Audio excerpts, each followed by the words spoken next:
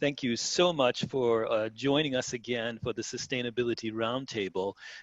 We've been, for those of you who are new, and there are a couple of people I think joining for the first time, we've been doing this since September of last year. Of course, last year, before everything changed, we were at the campus of Temple University in Sangenjaya.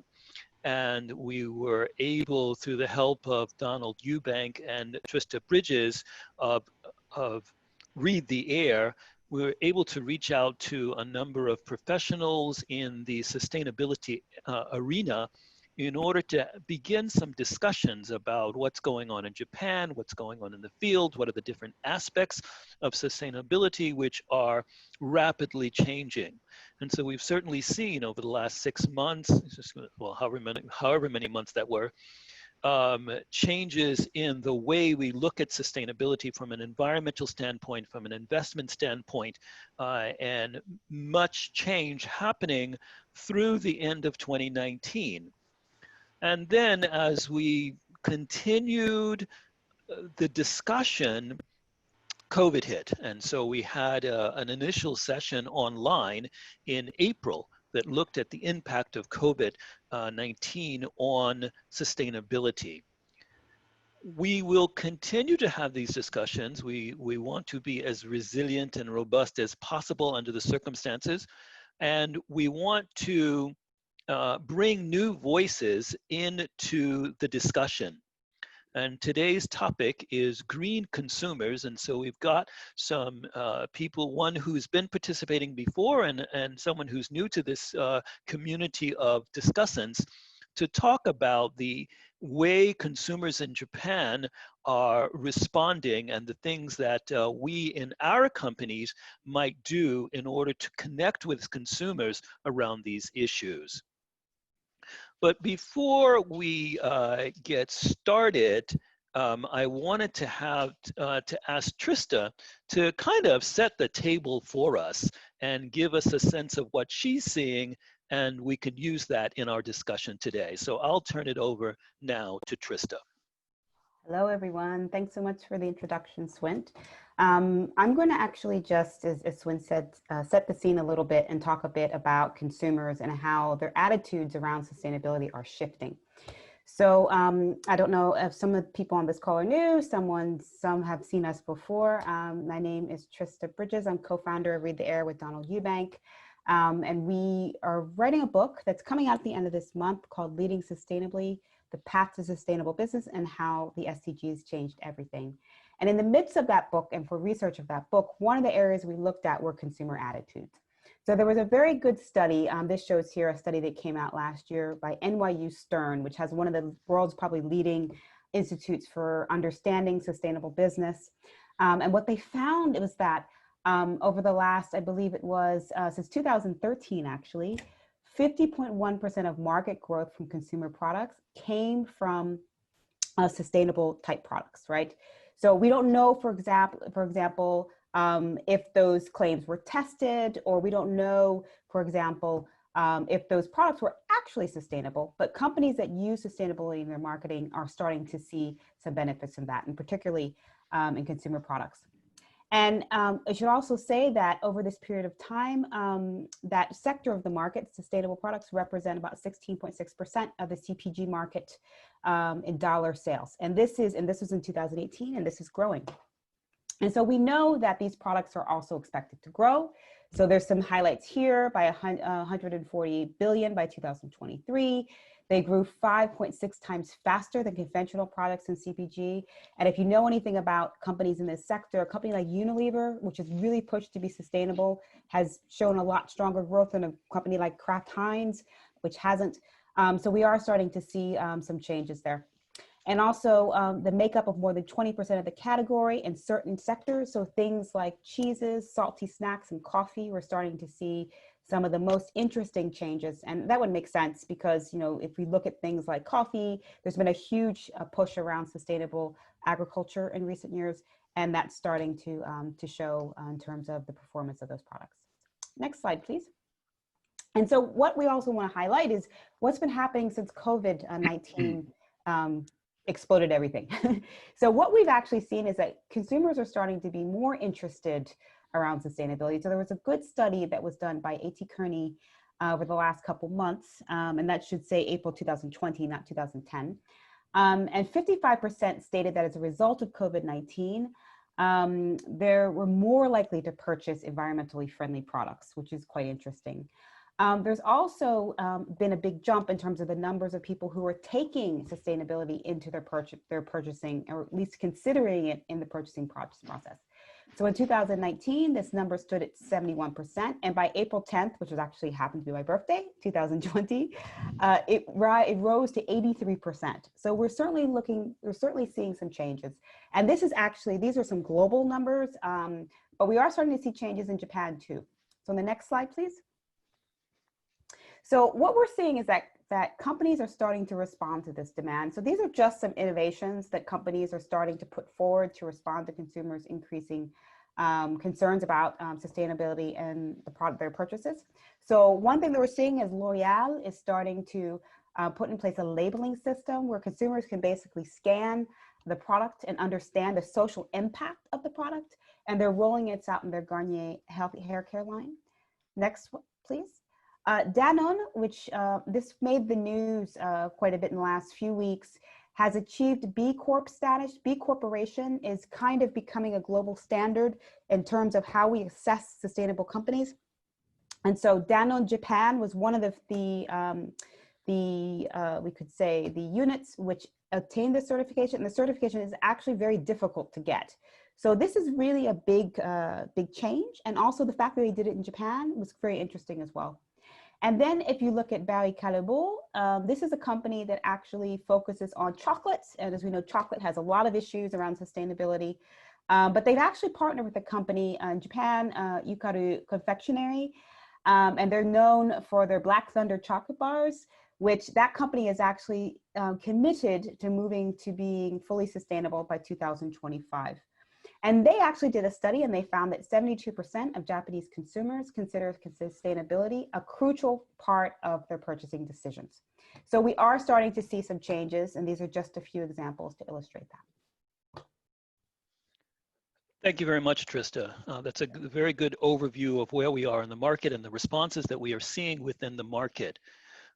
But as you suggest, the market only, the companies only make these responses based on what they're seeing from consumers. And so that's what we'll turn our attention to now. I've known Dominic Carter for a number of years. In many ways, we won't talk about all of those this evening, but as a leading researcher and a leading voice on consumer attitudes. Sometimes in these conversations, and even in this series of roundtable events, we tend to talk to each other, we who are already looking at sustainability, we who are already convinced that sustainability is an important thing. But Dominic came to this from the perspective of just what's happening with consumers and what are consumers seeing. What are consumers saying about what values they have and what they're interested in buying. And so from that perspective, he began to hear things which had to do with sustainability. He did not start out as a sustainability researcher, is what I'm saying.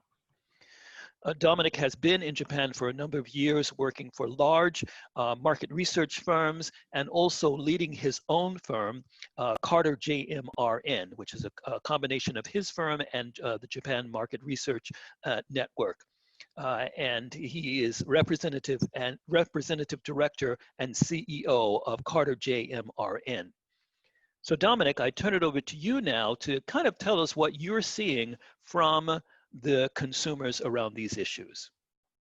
Well, thank you, Swint. And it's great to be on this panel and great to be with everyone here tonight. I think it's fair to say that our agency does a lot of work in the area of creating receptive audiences. So we kind of get sometimes the difficult projects, if you like, for companies that are wanting to come into the market or trying to enact some sort of change. So that can be in a range of areas, but we've done multiple projects in the last couple of years in the area of sustainability, both for commercial clients and MPOs. So that'll cover stuff from green packaging to chemical-free cleaning, and also fundraising. Now, definitely, I can say the struggle is real when it comes to changing hearts and minds in this market. Japan's actually a hard market to activate in for anything, let alone new ideas that are centered on sustainability. The perception can be that Japanese actively don't care about sustainability, or at least they're benignly apathetic. I'm not quite sure that that's the case, but it's absolutely true that it can be hard to get Japanese people excited about the issues. Nevertheless, it's also true that Japanese are, by and large, well aware of environmental problems. And I think at a very profound level, sustainability is common sense in Japan. So Japanese culture has very strong foundations in maintenance and preservation. And I think that this gives a very, a very fertile ground for initiatives on sustainability. And people are very willing to cooperate in what they would see as common sense areas. So we can see this obviously in garbage separation, but more recently in paying for plastic bags at the supermarket. And indeed, the COVID crisis is an example where it comes into play, because unlike in some cultures, people are happy to cooperate in wearing masks even when the weather gets hot. So when there's a good common sense reason to do something, and it's quite straightforward to see how you do it, you tend to get cooperation. But there really does remain a bit of a problem in creating activation on the big picture in sustainability. And so to attack that problem on a number of projects, we've done quite detailed work on deconstructing values among all age groups in Japan and how those can map to sustainability. And what we found time and again, of course, the values that we all share, family and so forth being important, and financial security and so forth are the case in Japan. But a really key value in Japan is that of personal responsibility. That's the idea that you fully take responsibility for your own actions. And fundamentally, this is a great thing and should help us in activating people towards positive change. But the reality is that personal responsibility tends to be about creating a very perfect small world, I call it. So really, my zone of responsibility usually is at work, or it's in the immediate family, or possibly in the neighborhood. So responsibility for larger matters in society, such as the environment, is delegated, and that could be delegated to the government, or it could be delegated to business. And Japanese expect, because they take responsibility in their own lives, that others will too look after the areas that they're supposed to take care of. So there's a lot of trust that things are being looked after. I mean, we sometimes have a bit of a chuckle when we're viewing these group discussions, just at the level of trust that people in Japan, for example, have in big business.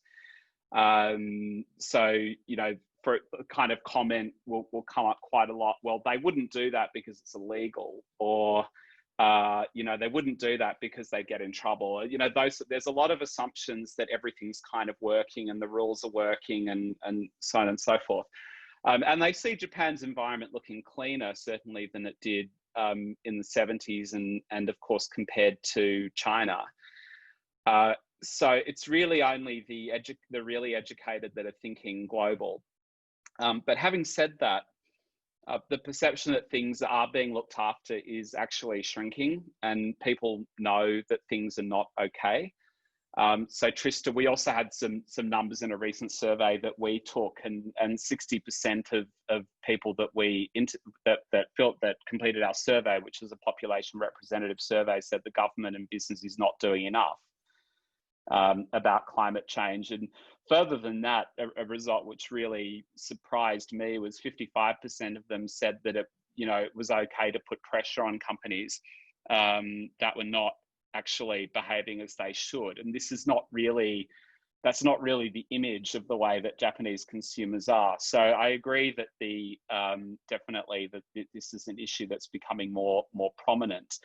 And you could almost say that people are actually in Japan aware enough of the problems. So people are aware that there are problems, but people, and this is especially true for young people, which is kind of interesting in Japan, because young people are actually, they seem more conservative in Japan than in other countries, and it's the older generations who seem to be almost more activist. But especially young people expect to be led, because they don't know how to take action. So they're looking for people to tell them what to do. What's a safe, well laid out path to action. And if what they're being asked to do doesn't really infract on their sense of convenience, and lately with the virus coming into play, on their hygiene, then it's all good. So there are still some barriers there. So people don't want to do stuff that's annoying. But they are willing to make small gestures or small guided gestures in the right direction. So the key to engaging people successfully, in my opinion at least, is at a grassroots level. And you do that by creating safe action in that micro world. So that world of myself, my family, my friends, my neighborhood, maybe the workplace. Then as actors interested in change, we can benefit from that raised consciousness to extend action in small steps to larger projects. But it's essential to start small, because the zone of people's perception of their ability to create change is very small. It's very close to them. So you have to make the action quite small and local as well. So the key barrier to making small action attractive is that people can't imagine the impact of singular action. So they're looking to be reassured on that point before they want to do anything. And there really is very little patience for organizations that don't really appear to produce results. So that kind of that idea that the action is small, it's close to me, it's easy to do, the organization has credibility and is trustworthy, and that we can map that onto some kind of a greater outcome, I think is a very, very good place to start with consumers. So yeah, that's pretty much what I wanted to say at this point.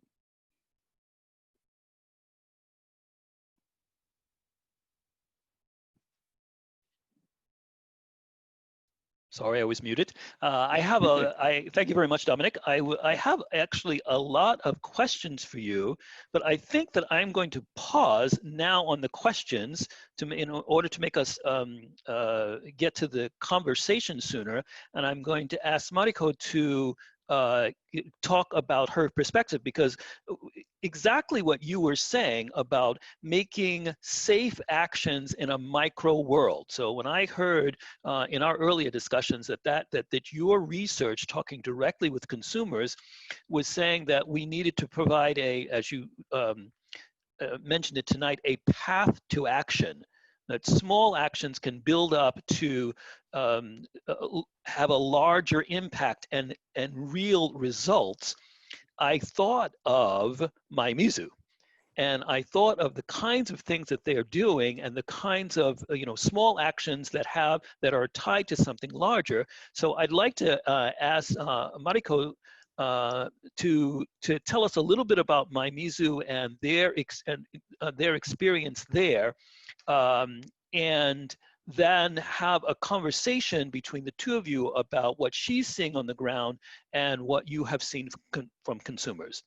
So Mariko Matir is the co-founder of Social Innovation Japan, as well as Maimizu. She co-founded both of those with Robin Lewis. And she is a very active, actually has been active in participating in these forums that we've had before. And so she's been here from the very beginning. And so when, as I mentioned before, when I heard the way that the approach that MyMizu was having was coincidentally similar to what Dominic's research was uncovering, I wanted to bring Mariko Mariko and MyMizu into this conversation. So Mariko, I'll turn the mic over to you now, and if you can tell us about MyMizu and how you might respond to some of the things that Dominic has already said. Thank you, and thank you for having me today. Like I think we met at the very first event of this series, so it's nice to be on this side. Yeah, I mean, when you told me about Dominic's research, I was like, wow, I wish I'd had this when I started out, and we could have set out with a bit more confidence. But I mean, to tell you a little bit about MyMizu and what we do, for those of you who aren't familiar, I mean, we set out initially really to change consumer behavior, and we have started that by creating an app and a platform to connect people with places that they can refill their water bottles for free. So you open the app, you can find a cafe or a public spot where you can refill your water bottle. The reason we did that was because we identified that there's a general consumption issue here in Japan, but specifically looking at PET bottles, which I came across on a trip actually here to Okinawa in Japan, and discovered sort of PET bottles, washing up on the beach. I just thought, wow, this is something that we really don't need, especially bottled water. We're very lucky in this country to have fresh, drinkable, potable water available everywhere. But so many, even though we have a very high rate of ownership of reusable bottles, so my bottle like this, people don't use them. And when we were trying to figure out why that might be, one of the issues that came up was, you might take a drink out with you, but if you can't refill it whilst you're out, then you're just carrying an empty bottle around with you, which is a bit of a waste. And we had people telling us they would buy a PET bottle, they'd buy a drink, pour it back into their bottle, and then throw the bottle away and keep going with their reusable bottle, which seemed to make not a lot of sense.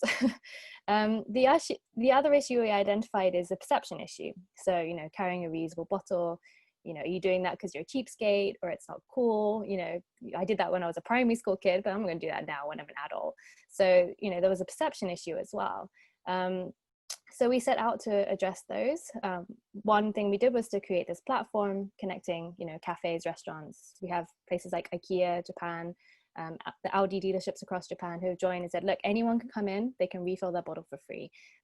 Let's do our part in reducing the consumption of PET bottles here in Japan.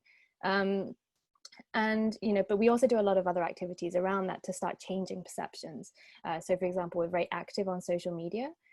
We put a lot of time into our communications, into design, and the people that we work with. We have ambassadors for MyMizu, for example, a record-holding free diver, people who we think others will look up to, and if they see them as a role model, carrying a reusable bottle and promoting this as something that everyone can do, it's such an easy action, then that may start to create the kind of behavior change that we're looking for. If I could loop back around really to the bigger picture. So, we ended up, MyMizu, obviously the name is around water and it's about PET bottles. The reason we started here is because, I have a background, I've been working, and me and Robin, my co-founder, were working in social and environmental issues, and we set up Social Innovation Japan to try and tackle some of these in Japan. But what we identified is that some of these issues are just so big, and it's so hard to see how you as an individual can have an impact on that, and especially in Japan. And we chanced upon this idea of refilling because it's such a tangible thing to do. You can, everyone drinks water. It's shared across the world. And it's something that we can change very easily within our daily lives without, as Dominic was saying, it being particularly annoying or, having to invest particularly to do it. It's like you're saving yourself money.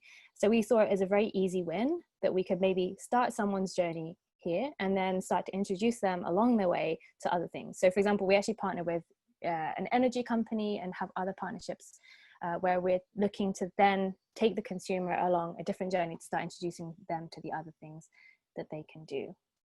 I guess I should add one other thing, which is that this is also to Dominic's point about visualization and being able to see how your actions contribute to a bigger picture. And one of the things we identified was, you know, especially when it came to things like PET bottles and plastic bags, you know, I had friends around me who were like, well, you know, just because I stopped using one plastic bag, what difference does that make? And I think this is such a common mindset, and being unable to see how your action has had any impact whatsoever is a big barrier for a lot of people. So what we've done is, within the app, you can start to track how many bottles, how many times you've refilled, and you can see how many PET bottles you've saved. You can see how much money and how much CO2 how much CO2 emissions you've saved by refilling instead of buying single-use PET bottles. So we think that visualization aspect is really, really important, to say that I, as an individual, have saved this much, but also my users around the world have saved, I think now we've got about 20,000 bottles since we launched the refill tracker in January. And so being able to say that actually this does have a solid impact, and, you know, we can build upon this. Thank you very much. And as I said, I think the two stories really, really dovetail well. And we're going to open it up for questions a little bit later. In the meantime, if you have questions, feel free to put them into the chat box, and we'll try to integrate some of that into the discussion here. But I'd like to kind of go back to Dominic. The last thing that Mariko-san said was they were having a way to track the impact. And so that kind of related to something you said about getting results, having credible organizations that get results. And it also seems to me to come out of another thing that you didn't talk much about this time, but we had talked about before, and that's the question of community, building a community. So could you speak on that for a moment, Dominic? Well, I mean, first of all, Mariko, I mean, what you're describing in My Mizu is like the perfect activation on the insights that we've had. So it's kind of crazy that we've never met it's amazing. in person before, because it really ticks all the boxes in terms of, you know, making the action reasonable and making it easy, but also being able to map it to something else. So that's kind of amazing in that. So it's really, really great. The idea of community comes because we just need grassroots activation on stuff. It's too big of a problem to tackle on your own. People are overwhelmed by the issues. And so I personally think that getting people to work together and be able to, over time, kind of surface a sense of common purpose in regard to sustainability, and I think that is best done at a local level. So it's like you find the issue that is your local issue, and you obviously gain something from working with other people and being with other people, and that kind of sense of supporting each other. But I think there's also, apart from that being a really good grassroots way to do stuff, I think there's a certain intelligence that can come in the community, that out of these sorts of communities, that organizations that are looking to enact larger change can also benefit from as well. So it's almost like you could build these communities of people who are interested in sustainability, but you can also check in with them and can use them to help develop your messaging and help keep what you're doing as real as possible as you try to get sort of bigger and bigger. So it's so that you never really become disconnected from the people that you actually have to get on board. You mentioned partnering with other companies, Mariko. What do you see? What do you see as the next steps? How are you developing, continue to develop the community in this area and continuing to indicate to your users that you're having an impact? Hmm. Yeah, I mean, sort of partnerships and community has really been at the core of what we've done since we started. So, you know, very early on in developing the platform, we ran a crowdfunding campaign. I think some people listening today were supporting us. Thank you very much. And, you know, we figured that would be it wasn't just about the money that we wanted to raise, but it was about, you know, finding the people who cared about the mission and what we wanted to achieve and wanted to see it become a reality. And then bringing them on board in a very in a way that they could actually, you know, show and contribute in some way. And so that sort of grassroots element has been there from the very start. We set up a platform where, you know, anyone can join, but we realized that, again, it's, you know, this is not a problem that's going to be solved just by individuals acting on an individual level. And so for us, also partnerships with companies, with local governments, and other organizations has also been really critical. So for example, very early on, we started working, for example, with Audi Japan, the car company, who helped us out with the visualization. So how do we, you know, develop an app where we can actually show the impact of individual actions? And then, for example, partnering with, we recently launched with Kobe City. You know, they want to reduce the amount of, what's the word? The amount of waste that's being produced in their local municipality, and they want more people to be drinking tap water instead of buying, but it's very hard for them to do that alone. So they see us as an opportunity to engage people in their local community in a way through a channel that maybe didn't exist before. And it's the same thing, I think, with companies. So, you know, I also run events as the Tokyo representative for this organization called Circular Economy Club, and we held a workshop last November. I think Donald was there, perhaps some others here today were there. And what we identified was that a lot of companies know that they need to change how they do business, and they need to change their products and services. And there is potentially some consumer demand, even if it's very quiet still, for that. But they don't know how to communicate it, and they don't really know how to understand what the need is. And so My Music in some ways is also a way for companies to work with our captive audience and our users, and to start to test new initiatives, and to start to realize how they can communicate and how they can, what they can potentially develop as well.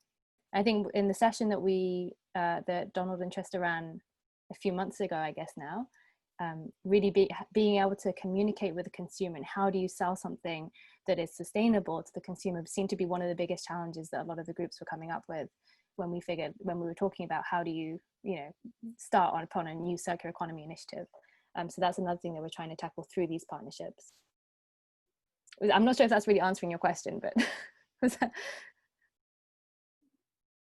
Oh, you're muted. Not only does it answer my question, it actually anticipates a question that has come up in the chat box from Tove that says, how do you as a small organization get companies like IKEA and Audi on board as partners, and what is the value proposition for them? And actually, Dominic works with companies like that as well. So I'd ask first you, Mariko, to respond to that, and then Dominic as well.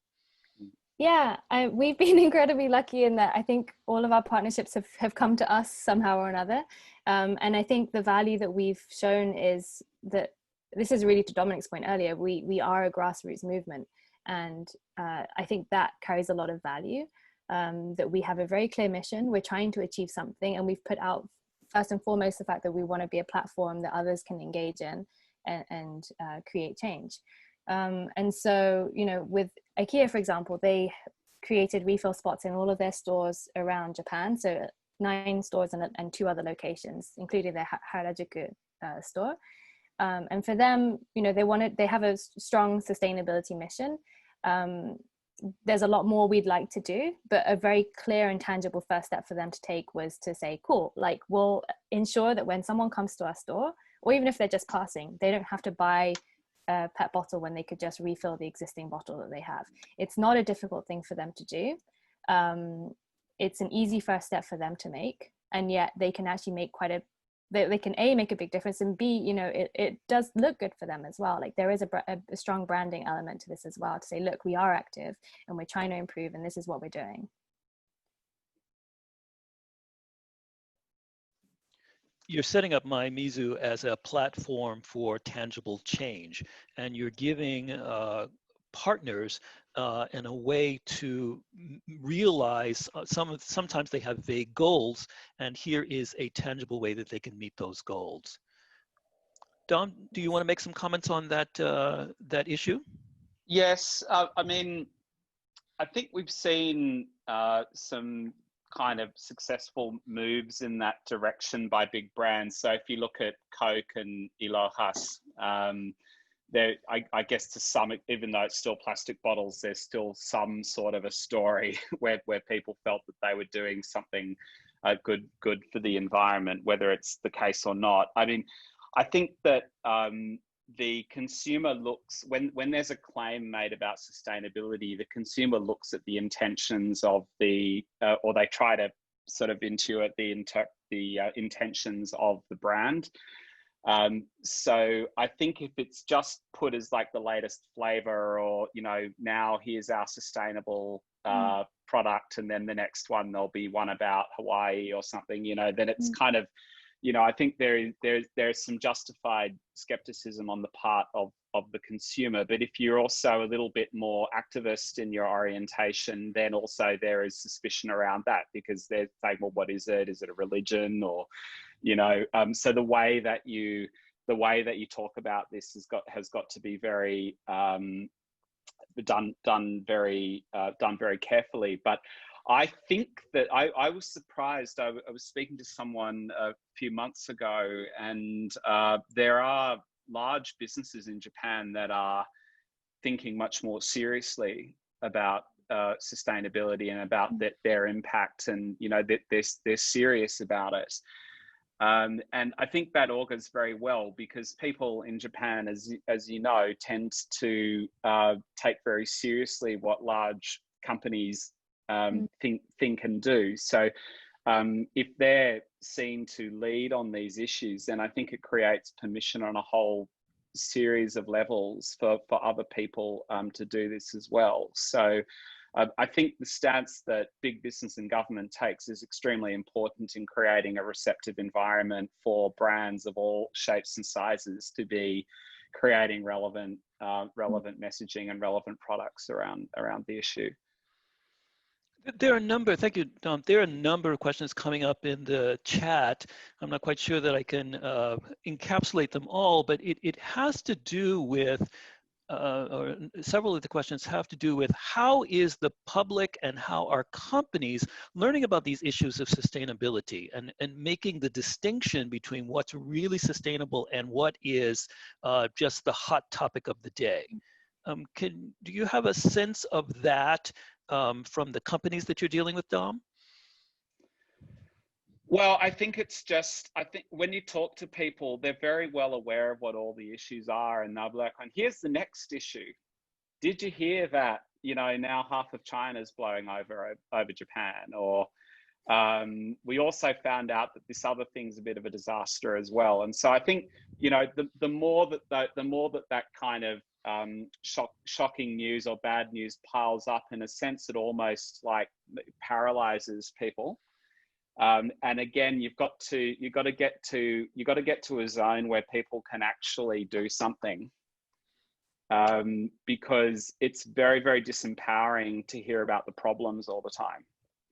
So people know that there are problems, but the more I hear about the problem, you know, the less I feel, you know, empowered to act. So if you're putting up, it's like, this is kind of classic problem solution marketing.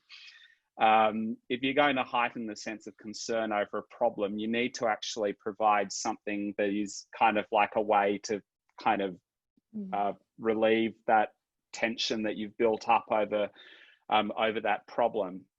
And like I say, like, the most credible way to do that is in a very small, gradual way. But I do think that there's a consciousness that builds over time if you take those small steps. So we had a client a little while ago, and they make cleaning products that don't use chemicals in them. So they're microfiber. So you just use water, basically.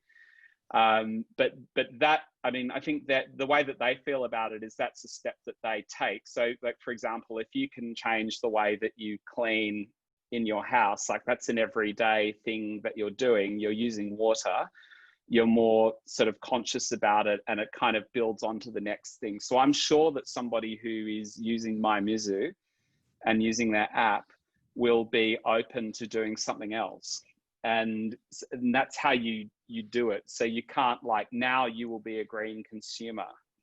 Now you will completely change everything that you did before, or you'll hide it if you're not. You know, so it's just making it small steps, basically. Yeah, So and what? if I oh, sorry. Go ahead. Oh, sorry. Yeah, if I can just build on that, I think just 2 points really. One was when we first started out with MyMizu, there was, you know, one of the questions we had for ourselves was, is it okay for us to focus on something that's so small and, you know, is only such a small part of the wider problem that we face? But we had to make a conscious decision to say, yes, like this is where we need to start. It's somewhere to start. And then we have to build on top of that. And as long as we don't lose the messaging that this is only the first step, then hopefully we're not doing any harm by doing so, and saying, and ensuring that people don't feel like they've done their job. Now they've got a reusable bottle instead. The other thing is really about that idea that you do have to start small, but also you want kind of validation from others. So, you know, we run as MyMizu, we run Instagram live events once a week where we invite guests onto the show. We might do a quiz, we might talk about MyMizu, lots of different themes. But I was surprised at how many people comment, mainly in Japanese, saying, I'm so glad for, you know, to learn about this, or to find others who are interested and, you know, are taking action, because so many people feel so lonely. You know, there'll be the one person who's carrying a reusable bottle in their small community, and, you know, either they're being laughed at, or people like don't understand, they don't want to engage in that conversation, and they feel like they finally found a community of people who gets it, especially if, you know, they're out in the regions in Japan and don't have someone else to talk about this with them. And I actually think this kind of plays out at a corporate level as well. Like, to your point, Dominic, about, you know, people know that there's an issue. Yes, I agree. And I think, you know, the fact we had 30, 40 big companies joining a session around like, okay, what are the next steps to trying to implement a circular economy? So there's a lot of awareness that this is something that needs to happen. But the real struggle is figuring out, okay, like, what is the next step? What are other people doing?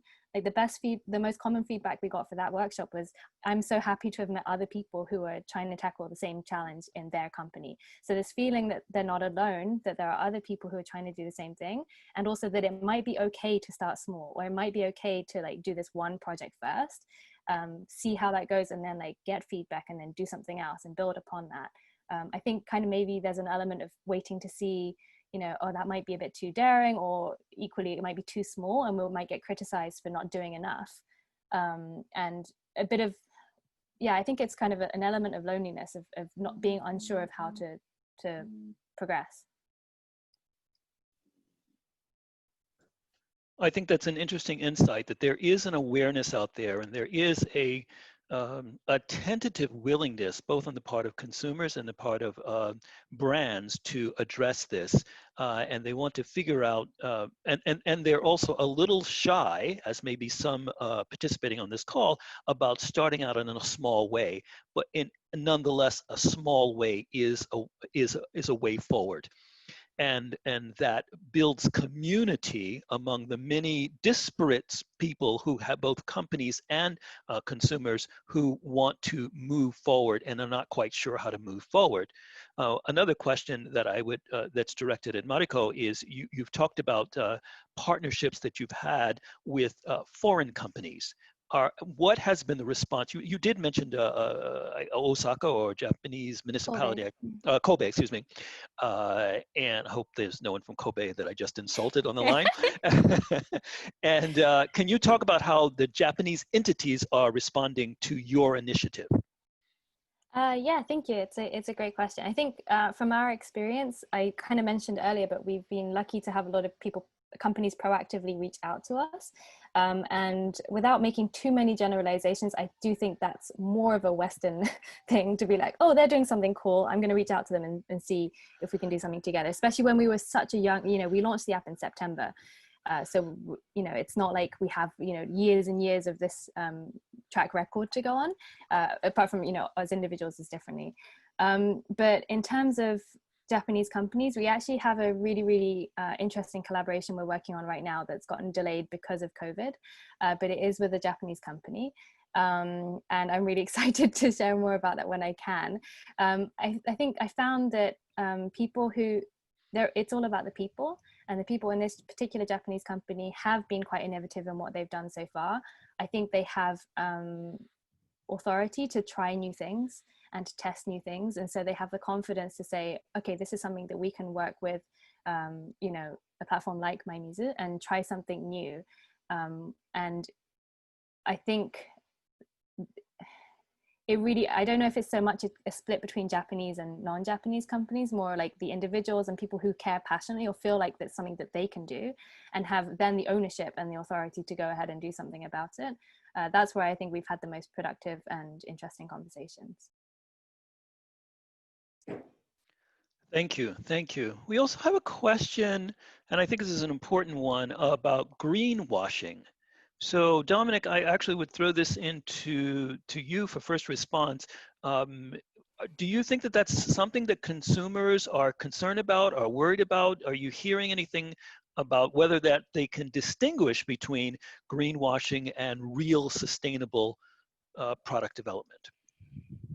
I'm not so sure that people are that passionate about the issue that they're going to be thinking about greenwashing, but in a sense,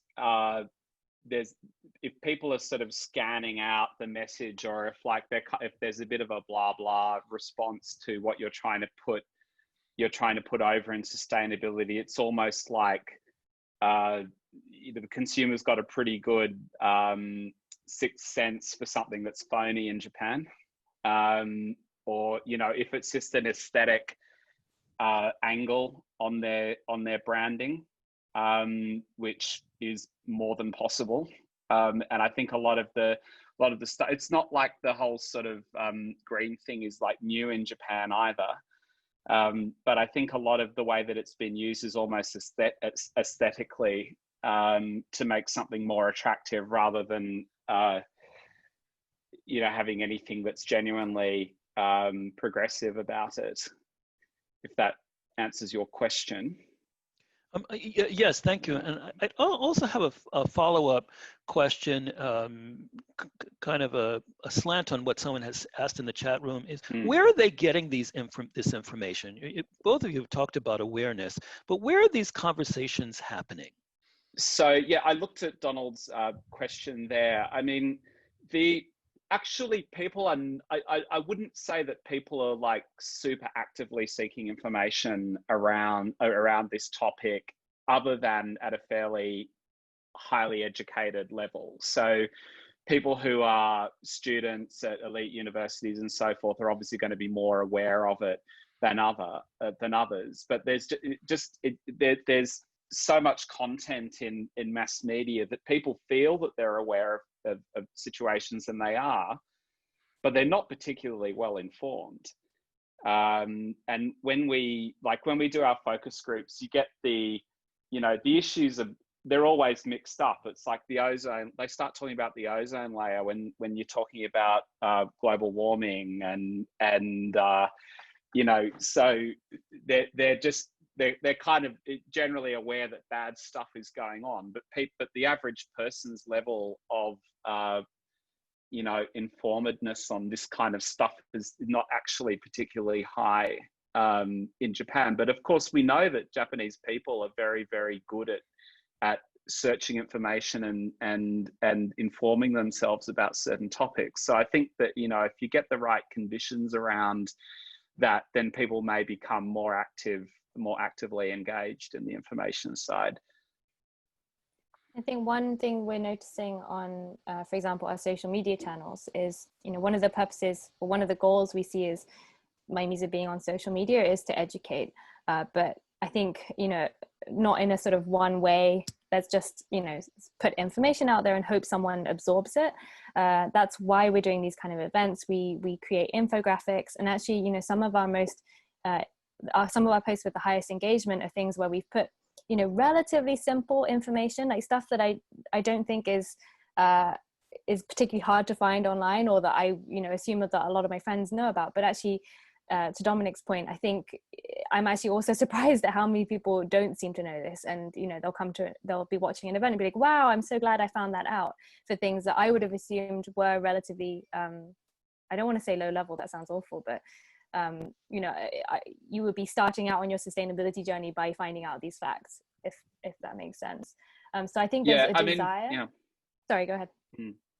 Oh no, sorry, I didn't mean to interrupt. It's just that, like, in the sort of level of issues, right? So pollution is much more important to people than global warming, because pollution is something it's actually very intimate. Like, I'm breathing that in. So this is going into my lungs, but it kind of, like, it again sort of echoes this idea of everything being personal and immediate. So pollution is a very immediate issue. So if it's in my local area, that's very immediate. If it's in the country, it's very immediate. If it's in China, well, you know, and then if there's a global story to that as well. So you actually get more genuine engagement from people when you start talking about things like pollution and trash and that sort of thing, that stop, because it stops that perfect small world from being there, right? It's something that shouldn't be there. And these larger issues are just very, very hard for people to engage in. So it's almost like the more that you talk about global, I'm not saying that you don't bring in the global aspect to it necessarily, but the more you talk about global, the more people just tend to kind of like sort of zone out a bit. And, you know, and there's just so many, it's so, like, looking after the planet is such a cliche now that people don't really pay that much attention to it. So, you know, it's always keeping it close and personal. And pollution's like, it's perfect for that, because it could actually affect my health. It could affect the health of my children. That's something that will definitely get people going. Yeah, absolutely. Right. It's interesting that, you know, some of the questions that are coming in have to do with the impact of global and actions, and also can Japanese consumers, Japanese citizens, then have an impact on an outgoing impact. But what I'm hearing you all say is we are at a level of awareness, vague awareness among Japanese consumers, but we need to translate that vague awareness into specific bite-sized pieces of information and bite-sized actions that they can take, and we can look at that. Give me something that I can be responsible for. Okay. I can't be responsible for what China does. I can't be responsible for what, you know, what happens in the world, but I can be responsible for making sure that I don't add to the number of plastic bottles. So it's like, because I want to take responsibility. If you tell me that I have to, if someone I trust and look up to tells me this is something that you should do to be a good citizen in Japan, then people will cooperate. But somebody's got to say, so they need more leadership from government and from big business to say that this is how you be a good citizen. And then people like my Mizu come in and say, yep, and this is how you do it. Yeah, I'm always surprised at how much of a gap there appears to be between, you know, people's perceptions of their own actions and that impact. So, you know, this idea that every purchase you make is a vote, or that you're supporting a business by purchasing something, that really doesn't seem to, what's the word? I'm stuck in Japanese. Yes, thank you. Resonate. Particularly here. And so that's something, you know, that we haven't done a very good job of right now. But I think if we can do, as Maimi said, say, look, if we can show how many users that we have on the app, how many refills have been tracked through the app, that actually gives a very strong indicator to beverage companies and to other companies that there is growing consumer demand for an alternative. And I think we do need more channels like that, where you have direct feedback basically, from individuals to, you know, the companies that, or the manufacturers who are making things. Right. Yeah, there was another question that came in. I think it's not public to everyone, that kind of underscores exactly what Dominic and Mariko are saying now, that it seems that to change sustainability, you need permission from government or big companies. And comparing Japan to other regions of the world, where this change seems to be happening from the bottom up. But in a sense, Maimizu is a bottom up type organization. So how do you feel about it? Will Japanese consumers wait for companies to take the lead, or will other things like Maimizu come up and enable action to be taken? I hope the latter. I don't think it necessarily has to be business or government. I do think there is a strong sort of peer approval kind of dynamic, where if enough people are doing it, you know, in Japan, if we reach a certain, what's the word? Critical mass, like things change so quickly, and that I don't believe that has to come from business or government. Like I think that's what we're starting to see with Maimizu, is that there are enough people who are like, oh yeah, that's totally something that I can do. And you know, maybe we've managed to build credibility by working with companies or by working with local governments, but I don't think, I think there are other ways that can be achieved, and I do hope that other people do this, because I think there is a gap, and I don't want to go too much into this, but I think there is sort of historically here in Japan, we have a gap between where government used to cover everything and then sort of withdrew. And now there's a slight gap, which is now starting to be filled by social entrepreneurs and people who are saying, look, there's something that we can do as individuals, but that gap is still quite wide and there aren't enough players in there. So I do think that there's more like that's where the grassroots and the sort of more innovative, smaller operations can come in. Good. I realize that I've just lost track of time, and we had said, and I should have indicated this at the beginning of the session, that we were going to go for an hour in sort of this conversation, and then we'd kind of open it up. So I want to step in just for a moment and maybe ask Trista to give us a little bit of a summary and tell us a little bit about the next session that we're going in. And then we can, for anyone who can, we'll stay on the line for another half an hour or so, get to some more of the questions from the chat group, and also open up our cameras and ask questions directly of our panelists and of each other.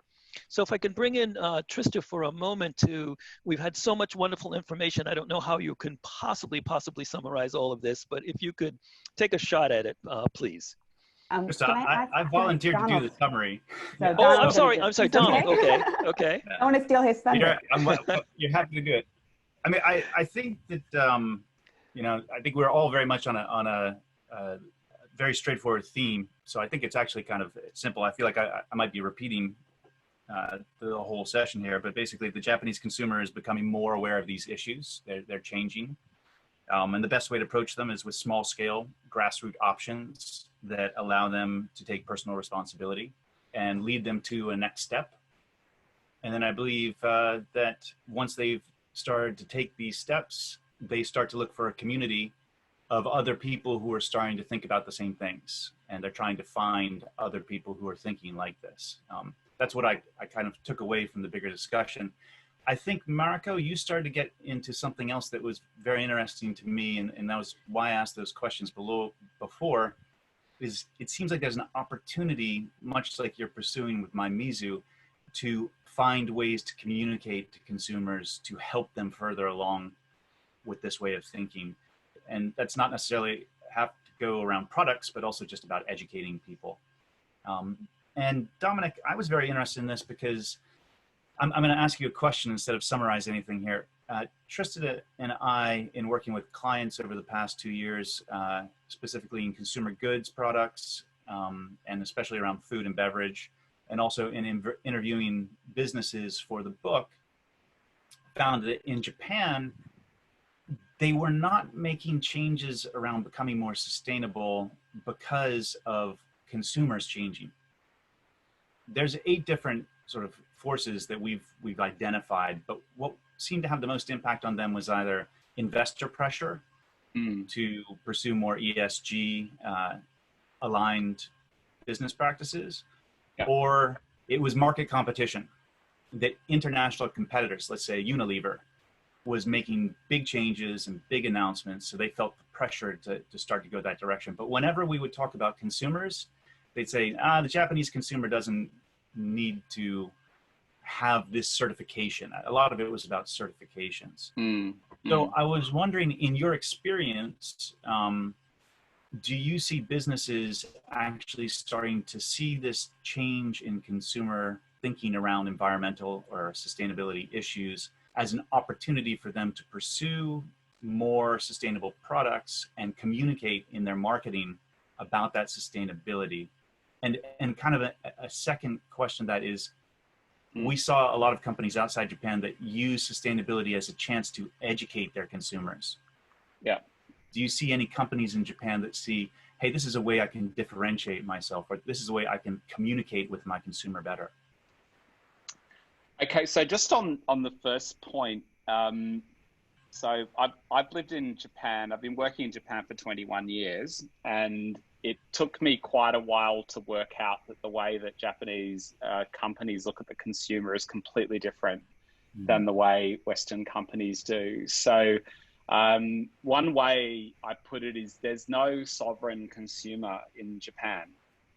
So the consumer in Japan is a recipient of larger forces that generally has to do with who the players in the market are and what they decide. So when you'll hear Japanese marketers talking, they'll usually talk a lot about what their competitors are doing, but they won't talk that much about, you know, consumer preferences and how that's changing and so on and so forth. I think the smarter marketers in Japan genuinely, or almost in a very intuitive sense, are able to latch on to culture and employ that in their marketing, so that if there is a genuine cultural shift in consumers towards sustainability and consciousness and awareness of the issues, then I'm sure that Japanese companies would not ignore that, and I think that the smarter ones would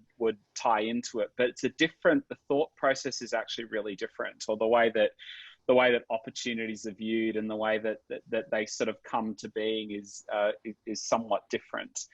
I think there's been, well, you might call it in a Western context, lip service to sustainability and green issues, but it's almost like, I look at it almost like as an aesthetic choice, right? So like in the fast food space, so you might look at what the coding that comes through in fast food restaurants is like lately, what some of that emergent stuff is, and it'll be like natural wood, and there'll be green, and there'll be plants, and, you know, blah blah blah blah blah. So there's stuff that's aesthetic and that is attractive, and of course people like nature and green and that sort of thing. But in terms of that being a conscious strategy, I have to admit to not being that well informed on what people are doing about that right now in the domestic space. But I think that the potential for that to be a thing, I think, is getting greater. So you could say at a minimum, see if they got a bug in here. You could say at a minimum, then they're paying attention, and if something significantly changes, they'll be aware of it. Yeah, I think it's important that you know, government puts things on the agenda, and leaders in business put things on the agenda, and that companies are. I mean, I had a meeting with a domestic company last year about their reputation, which was like really weird that they were having a meeting with us about their reputation, like being a, you know, foreign-led agency and all the rest of it. But I think that some of that stuff changes. But this particular company is a drinks company.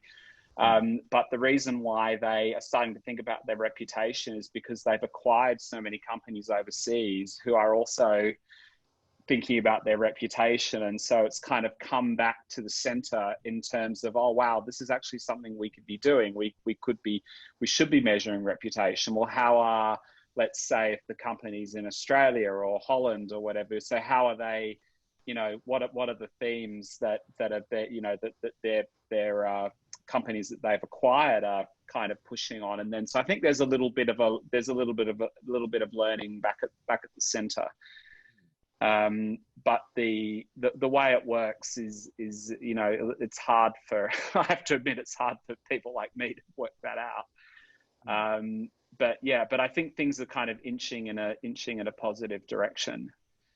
And I was very surprised by the conversation I had with someone who runs an NPO here a few months ago, and she basically said, yep, there's a consortium of domestic companies, I think Eon was one of them, who are really seriously looking into that issue. And I was very surprised to hear that. And when that starts, when those kinds of players start to get involved, I think things start to move much more meaningfully.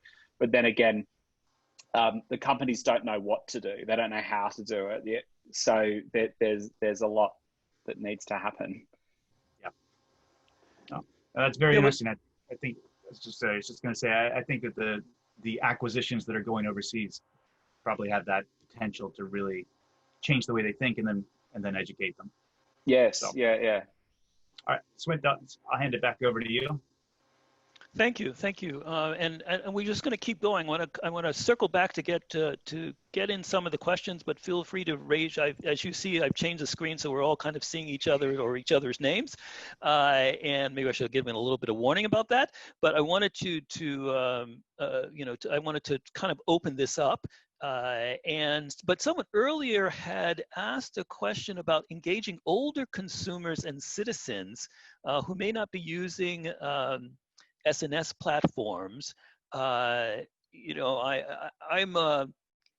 always caution my students about talking about older people not using technology, because I tell them that they're talking about me, and yes, I am on Instagram.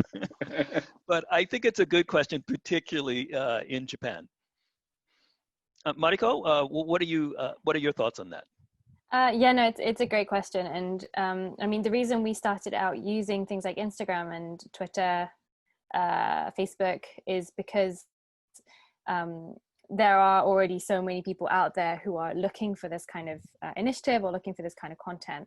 But actually what we were pleasantly surprised about when, for example, we launched both our beta and our public app back in September last year, was that even though we had in mind sort of roughly 20, 30-year-old sort of persona in our head, we were surprised at how broad our reach was.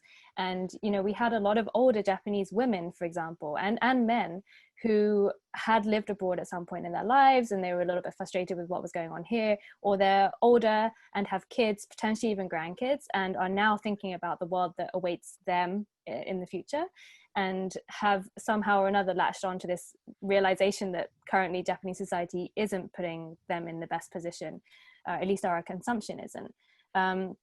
So we have been able to reach out to them, for example, through Twitter, which tends to have an older engagement, Facebook similarly. But for people who aren't on social media, we have, for example, been lucky with media. So, you know, things like Asahi Shimbun, very traditional media where the reach is obviously slightly older generations. So the response we've got from those has often been from, I'd say, people in between 40 and 70, I guess, who are more, you know, traditionally reading a newspaper. And also, I think the other thing that we've not really been able to do so far, but are looking into, is local communities and local chapters. Because right now, by nature of being still a young organization, we are Tokyo-centric, but that we receive pretty much, I'd say 5 out of 7 days a week, we get a question from someone somewhere in Japan or maybe internationally saying, hey, how can I help? And often these are younger students, but not always. And we realize like how many people there are spread across the country who want to be involved, who want to participate, who want to act. And through, you know, connections, we actually have a lot of people who aren't on social media, but who are like, this is great, how do I get involved? And they, for example, want to help to do workshops or to educate people in their local community.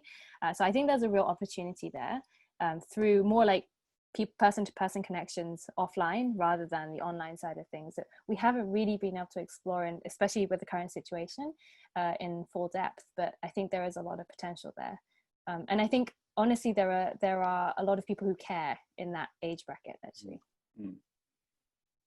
And just to follow up on that, there are topics that people care about. So there's another question asking whether you have tried or would try connecting the issues of plastic to growing concerns that Japanese consumers have for animal safety, the impact that on sea turtles and plastic.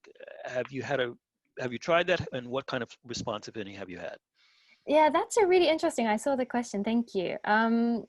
So I think generally speaking, my sort of gut feeling has been that people aren't so passionate about, for example, the impact on animals or the ocean, partly because a vast portion of the population doesn't have a strong connection with the sea.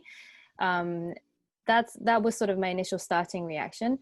But I think that is changing. And for example, the reason we have 2 ambassadors on board who live basically on the ocean, one of them is freediver and the other one is a stand-up paddleboarder, is because, you know, there are a lot of people who do spend time at the sea, they love it, and they're devastated by the impact that they're seeing, you know, everywhere they go.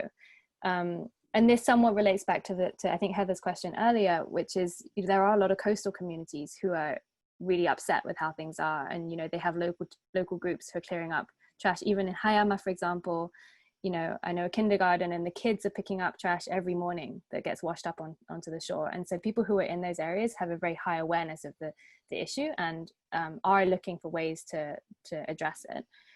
But one thing I would say is around sort of imagery and using, for example, the idea of dying sea turtles.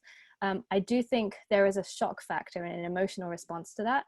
But my personal opinion is that actually doesn't create sort of a very productive relationship. So in terms of wanting to create behavior change, our approach is very much, let's show this positive world, the thing that we can work towards, and encourage people to go to that because they aspire to that world, as opposed to fear-based or you know, looking at something which is terrible, but can often lead people to feel a little bit powerless or a little bit drained or unable to act upon it. So that's definitely something that we've consciously looked for. You know, we say less plastic, more fun. We try and do things in a fun way, in a positive way. And that's where we're getting a lot of, I think, positive engagement from people. Thank you. There's one, I'm going to swing back to this question of different age groups. I didn't see this question before. Are you seeing any difference, and maybe we'll hand it over to Dominic this time, between you in your research about the way different age groups are responding to this? Mariko just mentioned that children are picking up trash. Someone asked about connecting with seniors on through things other than social media. Are you seeing any differentiation between the way age groups are responding? Yes, it's so different by age. It's really, really different. And the key thing is young people are not that confident, generally speaking. It's kind of like the opposite of what it would be where I come from in Australia. Like, young people won't shut up and they're full of ideas and, you know, rude to their elders and so on and so forth. And older people kind of lose their sense of their importance over time in Western societies. But this is not the case in Japan. So actually people gain confidence with age, and we also need to, there's like a window with young people where they're actually potentially going to be interested in stuff, and then they become very focused on their job and their family.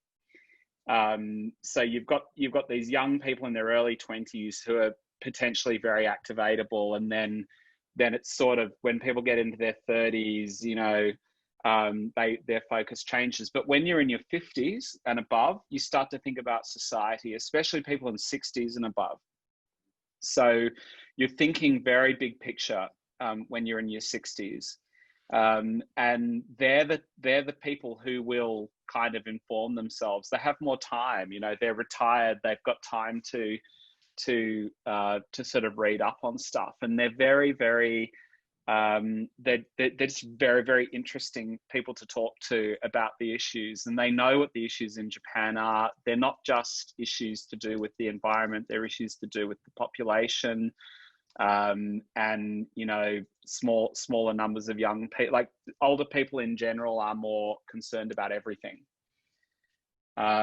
So definitely it's actually easier to talk to older people about this type of thing than it is to talk to younger people, in some respects. Interesting. So let me pause here to say, I think that there were some questions that came in which I can overlap with some of the things the speakers already have said. But if you think that your question was not answered sufficiently, then raise your hand. There's a raise hand function, and I'll go back to your question. And I'm going to ask Sarah Jean. I'm going to put her on the spot. If you can turn on your mic, Sarah. Oh, there she is. You put something into the chat. Could you tell us what that is? So social CSO Network Japan just produced in March, because everybody was at home, a compilation of some case studies they did on small medium enterprises in Japan that are practicing sustainability.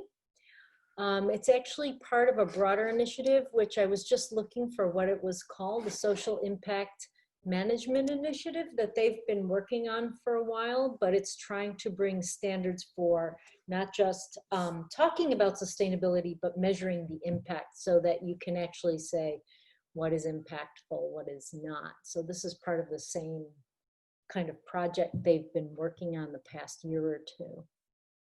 Sorry, it's in Japanese only. I realized that afterwards.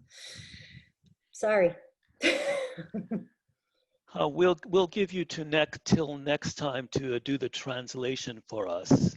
Well, I'll share the English page I did translate. Okay. Which is a very simple summary of Social Impact Initiative, Social Impact Network, Social Impact Management Initiative. Thanks. Good. Again, I'm going to keep the room open. I want to circle back to Donald. Donald is going to be Donald and Trista are going to begin putting together a session for us on the 27th on impact investing. I mentioned that in the chat, and I want to give Donald a chance to tell us a little bit about that. Yes, thanks, Went. So it will actually be 2 sessions ultimately, but the first one, we're just going to introduce what is impact investing, which very basically is investing in small startup enterprises that have a social or environmental impact that they are trying to achieve, but so that you both have a return on that investment and achieve that outcome. So this is actually very related to what you're talking about, Sarah Jean, but from an investor perspective. So we'd like to introduce the concept of impact investing to the roundtable, and as well, we'll have an expert discuss, hopefully, what is happening in Japan with impact investing, because there's a lot of movement around social impact and social innovation, but investors are starting to look for opportunities, especially around rural revitalization and women's equality. And we'll also have someone from the investor perspective talk about what it means for them to make these type of investments. And then ultimately, when we hold the second session, we'll start to get into this question of how do you actually measure impact, because it's very difficult. It's much more complex than measuring financial return. And then how do you manage your impact once you've figured out how to measure it? So that would be the second session. And that'll be July 27th, 7 o'clock, same format as today. Thank you very much. I appreciate that announcement, and that we'll do that session in July. And we'll also hopefully have something in either August or in September celebrating the release of Donald and Trista's book, and so keep an eye peeled for that as well. So we also want to, I certainly want to thank you all for participating, but as we talk about these things about how we'll address and what we can understand about sustainability, I would ask for your assistance in bringing other people into this conversation. And so if there are things that you would like to hear us discuss, if there are people that you would like to hear from, please let me know about that. And each of you will receive, after we finish this meeting, a very, very short questionnaire. And if you could use that as a way to respond, or if you want to raise your hand right now and tell me what topic, I certainly would appreciate that as well. I see, oh, and I see some other people, some people are already making some suggestions for future speakers, so I really appreciate that. We really need your help in building this community. I think Heather has a question in here. Heather, do you want me to read this, or would you like to ask this question yourself? Hi there, I'm fine to ask the question. I am so sorry I'm not on video chat. I went to the gym and my hair is a mess. And for those of you who know me, you know I'm a bit of a princess. So I apologize on that. And so my partner is also here. We both signed up for this today. Thank you very much. I know both the speakers and you guys are both amazing in my book. You know that. One of the things that I thought would really help engage a lot of Japanese people is if you get some great celebrities who are like, you know, just really, really, really impactful, who say, you know, this is the way. Now, not just with my Mizu, but with sustainability issues. And I don't see a lot of them talking much beyond what the new color of the season is. I know. What their, you know, new accessory is. I'm not saying they're shallow, but I might be. But occasionally you get some cool celebrities that are talking about issues a little bit more now, I think, than I've ever seen in the past. So from your perspective, like I do TV, but I don't watch it, so I don't know. Like who, you know, is there anybody talking about it? And who would be very impactful that we should try and engage in this conversation? Yeah, such a great question. Dominic, do you want to go first? Well, I mean, it's just like, so first of all, I mean, I absolutely agree with you that celebrities could be extremely effective and powerful. It just is. I know a lot of people rail against the idea of using celebrities in marketing in Japan, but if you understand the way that people actually get persuaded in Japan, you wouldn't really push back on it. It's actually very, very important. I think I look at there's a show that I watch from time to time, Itekyu, and it's Immortal, you know, the one with the eyebrows, you know, that one. Now I'm not necessarily casting Immortal for you, but that's a show that actually is based on, they go around the world and they behave like crazy people and they do really silly stuff, but actually you learn something every time you watch that show. And, you know, so you will actually, there will be incidental in the stories that they tell. They'll be like, oh, they went to Australia and Australia's got poisonous snakes, and, you know, and here's an Aborigine who took us around the you know, their local area and whatever. So they, even though they're sort of, they're playing it for laughs and entertainment, there is actually, there is an informational component, or just sort of getting you out of your own, getting out of your own sort of, you know, zone. So obviously I don't work in casting or anything like that, but an audience like that is going to be one that's going to be curious. Probably more than some others. So I think, you know, stuff like that might be kind of interesting. Yeah. From Japanese side, it may not be celebrities, but I attended the Nikkei SDG conference about a month ago, and this was purely spoken in Japanese, so very few non-Japanese attendants.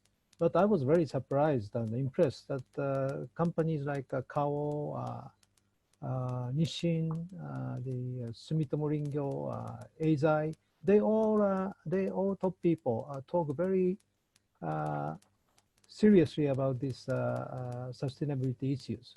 So I was very encouraged, just for your information. Yeah, I mean, leadership comes from those people, but leadership comes from celebrities as well in a weird way on the consumer level. So, you know, the more that people in authority or people where there is trust become supportive, the more likely it is that people are going to go along with it. And so, I mean, one observation I had was, for example, we have a lot of people fortunately sharing about Maimizu and saying, hey, you should check this out. And, you know, some of them would be considered influencers at a very, I guess, low to medium level. So like 10,000 or, you know, a couple of 100,000 followers. And I think those people are quite proactive in that they have influence. So the people who follow them, they're often very highly engaged and they look up to these people as role models. But I see, I mean, not just for Maimizu, but I see less of that sort of promoting different causes or saying, hey, like this is, you know, a social cause, or like this is something that you can do from sort of more famous people, not just for us obviously, but for other brands as well. And I wonder if there's some issues around sort of permission actually. And like, I feel like in other countries, people are much more willing to be vocal for something they care about and less worried about the consequences of doing so. And yet I think when you look at like Jimsho, or like, you know, the way that talento or like famous people are managed here in Japan, I feel like there's such a fine line between saying something about you care about and then like facing punishment for stepping out of line. So I think if we can sort of negotiate beyond that and get to a point where it's okay to be talking about these things, or, you know, I feel like right now you'd be seen as being involved in politics and getting involved in something you shouldn't be involved in. And I think that's something that we need to maybe move beyond in order to get them more actively involved. Yeah, I think you'll get talento for UNICEF. So if it's something that's, I mean, and even UNICEF has had its controversies in Japan, but you know, it is actually it's anointed, if you like it's sort of like you're not really going to argue with UNICEF. So I think those issues that you're talking about, Mariko, are very very real. But you know, the use of celebrity is something that, you know, it just turbocharges stuff. Absolutely. For sure. Yeah. We actually asked on an event recently, who should we get? There's a song in India about plastic. If you don't know it, go on YouTube, have a look. 4 million views, called Tick Tick Plastic. And we made a joke and said, who can we get in Japan to do this? And we got a lot of good suggestions. Arashi, Benny, like a bunch of singers. So we thought, okay, maybe this is something we can do. Yeah, I mean, even YouTubers as well. There's kind of, I mean, I don't think it's really even, you could really even call it underground now. I think it's pretty mainstream, but you know, there's so many YouTubers that have their own following, and they, you know, they do have their YouTube they look all very independent, but they do have their actual YouTube agency that you can book them through. Yeah. And you know, that's kind of the latest version of the celebrity endorsement. But you know, I have clients that have, you know, I've advised them to look into it, and they've used them, and yeah, it works pretty well, and it's not expensive compared to you know, if you've got to hire Becky or someone like that. So yeah, there are cheaper ways. There are other ways and of getting celebrities, or who is a celebrity these days is an interesting question as well. So there are ways of sort of getting the same impact, but maybe with not the people that you really thought that you needed to. Well, if anyone has any ideas, I'm all ears. Well, thank you so much, Mariko, Dominic, all the people who have participated this evening. This is an important discussion. I think that one of the things that I take away from this, again, that there's an awareness, and that quite possibly we are on the cusp of taking that awareness to a different level. But the way that we will do that maybe varies in the Japanese market and with Japanese consumers and with Japanese companies than we might see it playing out in other places. And so I think that this is an important discussion and one that we will hope to continue about how to engage Japanese companies and Japanese consumers in something that we, by virtue of the fact, self-selecting for a panel like this, that we believe in already. And how can we find how can we find platforms that are a way for people to make those initial small steps, whether they're small steps for companies or small steps for individuals, and how do we connect those small steps to the small personal steps in the local community, things that have impact on our family, as both Mariko and Dominic have said today, and yet connect with the larger global issues, which obviously will take collective action in order to come to solutions going forward. Thank you again for your participation. I look forward to your responses of our very, very short questionnaire. I look forward to seeing you each again and bring a friend or 2 or 10 to our session on July 27th on impact investing. And that'll be headed again by Donald and Trista. I see some wonderful suggestions in the chat, some of them sent privately. I have to now warn you, when you make a suggestion, I might call on you to lead that discussion. So once again, thank you very much all for coming. Have a good evening. Thank you. Thank you. Bye-bye. Thank you, everyone. Bye-bye.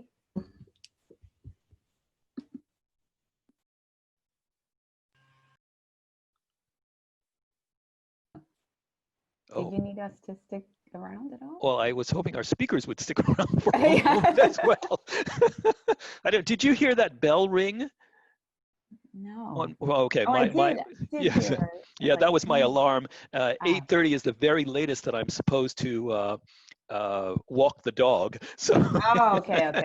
Yes. You want to do that. Make sure you do that. That's well, important. I took her out for a walk at 4 o'clock because I knew it was probably be close to 9 before we actually got out tonight. Yes. But thank you. I thought the session went well. Yeah, it was good. It was very always interesting discussion. You know, I think it's good to have different perspectives. Yes. I think that's a Good. And so, yeah, I hand it back to you guys. Yeah. This is a lot of work. Yeah, it is a lot of work. Huh? Now you understand. Exactly. I understood before, but I even now appreciate it.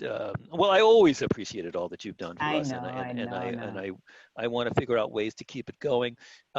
Sarah Jean, who is, I think I've introduced you to her directly. Walked into one of the sessions. Okay. Yes, so Sarah Jean she's a specialist in NPO management, and she's very interested in these issues, and she was actually teaching a class on sustainability at the same time we were having the sessions during spring semester. That's why she couldn't come. And she made some suggestions, some of them privately, of possible future speakers. Katsuji Imata, CSO. Say that again? I contacted him today. Okay. Good. We were introduced to him last Friday. Oh, so yeah, okay. I was going to suggest him as well, but I thought that might be the direction you're going. Okay, good. And Ken Ito of Social Value Japan? Yes, we've met him before. Okay, and so obviously, Don, what are they up to? Social Value recently. We don't run across them so much anymore. No idea. But I think that's because they're probably dealing more with government projects. Oh, you think so? Maybe. Less business, more. That's my suspicion. Yeah, there's work doing something around NGO and business collaboration. That was something that came up in the research for our book, and we had a couple of good examples. Yeah. One of them, Novo Nordisk. I think the guy, I was going to go